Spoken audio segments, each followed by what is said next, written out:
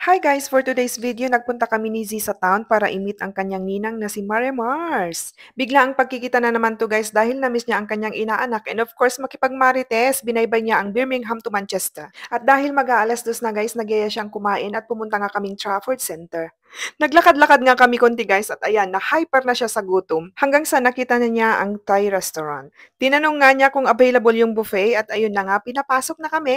Sadyang nakakamiss din ang Thai foods. At buti na lang, meron din silang high chair para kay Z. Sinimulan na namin kumuha ng pagkain, dito may salad at wala akong nagustuhan kundi ang papaya salad lamang. At nag-skip na nga ako sa starter, pumunta na agad ako sa rice. Rice is life. Ayan, kukumuha ako ng coconut rice, ayoko ng noodles, beef stir fry and seafoods with vegetables. Meron din silang mga curry, Thai curry, mga ganon-ganon at hindi ko na bet.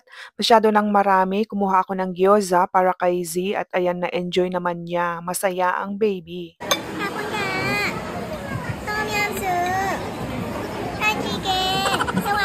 At hindi pa nga kumakain ang kaibigan ko, ayan, nagsalita na siya ng Thai. Ayan, at ito yung mga choices ng mga dessert nila. Ang prutas lamang ang kinuha ko para kay Z, ang dami-dami, nabusog na kami. Salamat talaga Marimar sa pagpunta dito sa Manchester at nakalibre na naman kaninang Thai food.